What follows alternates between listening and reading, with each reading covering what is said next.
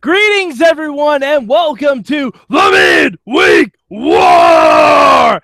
It is me, Mad Mike. I'm here to talk NXT, and I'm rolling solo this week because Eamon is currently on the move, trying to figure out how to get to Brooklyn because hot damn, TakeOver looks really fun. All right, that's not real. He's actually just moving. But, it's fine. Before I get to NXT, I said this on the Impact show. I'm going to say it on everyone this week. Midweek War current reigning champion, I'll say, Lucha Underground, dropped a trailer this week, and holy crap, is it a goddamn trailer for Lucha Underground.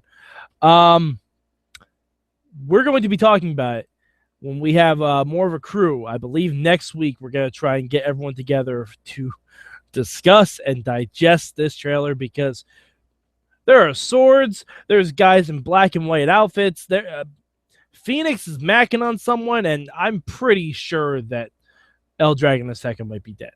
I don't even know what's going on. We're all going to try and figure it out. We have questions, and we have no answers.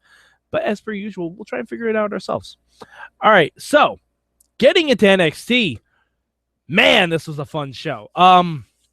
My word for this week is excited because I am going to NXT TakeOver Brooklyn 2. The Deuce. By the way, should bring this up. It's a good time to mention it.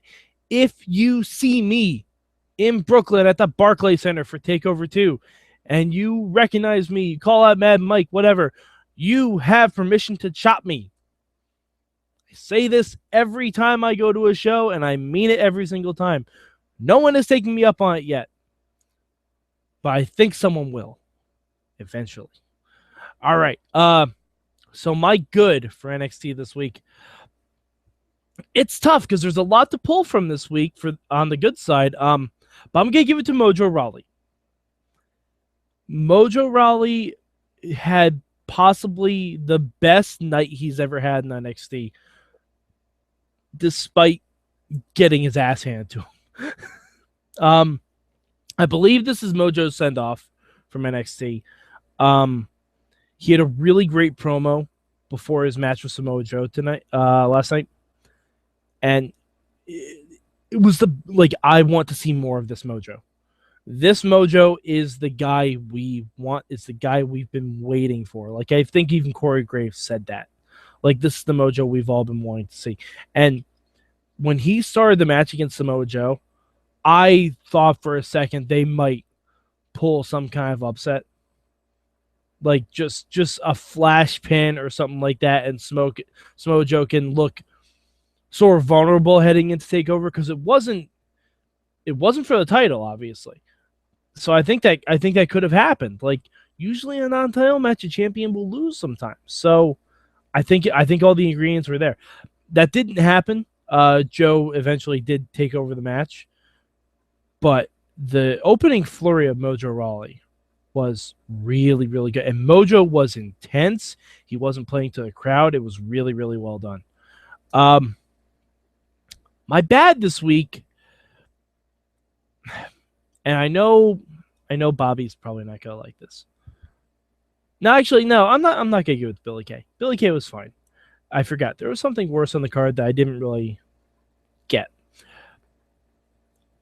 Andrade Cien Almas. Now, I've never seen a La Sombra match. I don't know a lot about La Sombra. But right now, Andrade is not really lighting the world on fire. He's not. I think he came in at the wrong time because we had Sammy coming back. We had Finn leaving. We had Shinsuke coming in.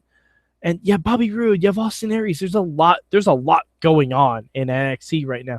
And Almas feels like he got lost in the shuffle completely. And I think that plays into why Bobby Roode and Almas are going to fight to kind of bring him, build him back up. But I kind of need a reason for this. Almas had a match tonight. It was perfectly fine. He debuted a new finisher that looks a lot better. But yeah, I don't know. I mean, I'm amped to see Bobby Roode. Bobby Roode is going to be, to use the word, glorious.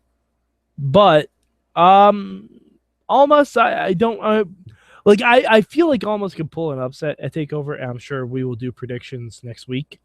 But I don't know. It's just it's nice to see that we actually know who he's going to be facing, as opposed to just saying Bobby Roode debuts at Takeover Brooklyn. But yeah, so it should be interesting. I just hope Almas isn't already relegated to the Tyler Breeze role, where people like him, but he loses all the time. But yeah, we'll see what happens. My change this week is I'm gonna have to give to Ciampa and Gargano. No, actually, no. I'll give my change to TM61. TM61. The Authors of Pain had a match, and it was another match against two jobbers, and they squashed them completely. Then TM61 came out to kind of try and save the jobbers a little bit, and they got their asses handed to them. We've already seen the Authors of Pain destroy American Alpha, which that's fine. That's what's expected to happen. But we need to see someone get something in on these guys. And TM61, they're in the holding pattern right now in the tag division. And I feel like they need to be a little bit more proven, because they lost to the Revival with a little bit of shenanigans, but then they got their asses kicked by the Authors of Pain. I think we need a little bit more from them. Like, I think they needed to chip away at the armor of the Authors of Pain. Also, I think those guys need names, or either that, or Paul Ellering says they have no name. Like, go full Arya Stark on it. Like, these men have no names. It's fine. Author 1, Author 2, or Authors and Pain. Something. Just so the announcers can start addressing them. Because when we get to a longer match, say, probably not a takeover, but maybe the takeover after, like the pay-per-view after, not pay-per-view, the NXT after, like, because last year at TakeOver, they filmed a whole episode of NXT before TakeOver. I assume that's where the Authors of Pain and TM61 are going to be wrestling. We need individual names. We need something to call them. Like, we can't just have, like, Dup 1 and Dup 2. We need individual names for these guys. Yeah, so that'll be my change. Because the tag division in NXT is good right now. I feel like we're in a good place with it. But I feel like TM61 needs to shine a little bit more right now, because Authors of Pain, they've already taken out American Alpha. They have the rub. They just need to help out a little bit more, I think. All right, so the other stuff that happened, Bayley and Asuka had their contract signing. And I could only think of one thing during this, and I tweeted out last night. Bayley came out in like angry lumberjack gear, which is great. Asuka came out as a little too overconfident, which is good. I like that. Asuka very twinging on the heelish. And Bayley, like, Asuka went for shaking hands, and Bayley just power shrugged her off. It was really, really good. Like, honestly, one of the best contract signings that doesn't end in physicality I've ever seen. But it did only make me think of one thing. Now, I'm not sure if you guys have seen the movie Little Giants. If you have, there's a scene where Becky the Icebox Osei decides to drop her pom-poms and be a football player again.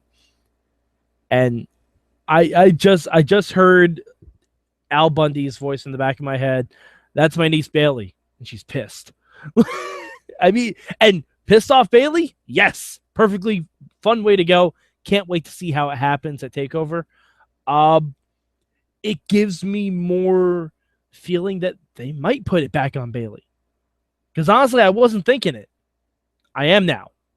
The contract signing did what it was supposed to do. Bayley could absolutely win. Absolutely win, because someone needs to beat Asuka. And honestly, I don't see too many other options at this point. One of the other options is a debut we're getting. We're getting the debut of Ember Moon at TakeOver, who Eamon has assured me I am going to lose my shit for. I'm excited. Yeah, we also got confirmation, as we've been thinking for the past couple weeks, that Austin Aries will be fighting No Way Jose at TakeOver, which is great. And fun side note, if Austin Aries went into William Regal's office, and William Regal just has a pair of brass knucks out there, just in case. It was very nice to see that. And we got confirmation that Gargano and Ciampa will be fighting the Revival. So it's not going to be like a 3-team affair. It's just strict 2-on-2 match for the titles at TakeOver.